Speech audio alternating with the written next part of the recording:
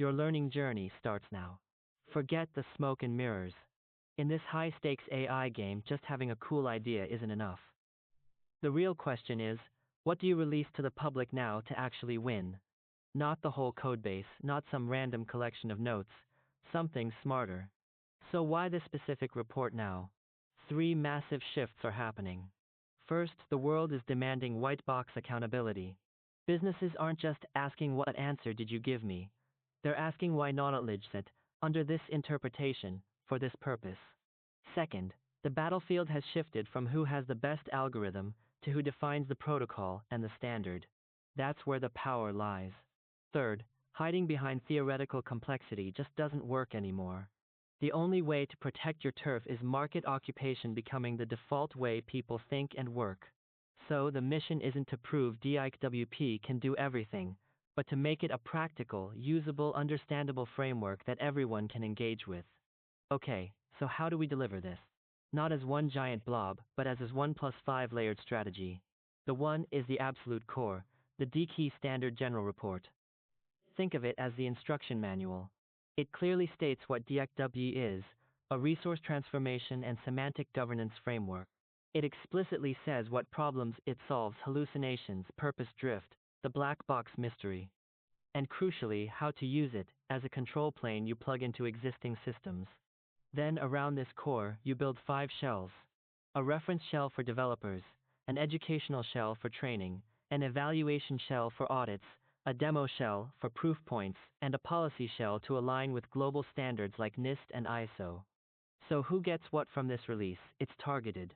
For the technical folks, you give them the standard semantic forms, the DIKWP JSON schema, the API mapping. They need the nuts and bolts. For business leaders, you show them the money and risk angle, budget saving and risk reduction models, backed by ROI analysis for white box audits. Regulators get the tools they need for traceability, the white box audit protocol, DIKWP. And for the public and media, you provide a clear ethical anchor, the purpose-driven AI ethics manifest.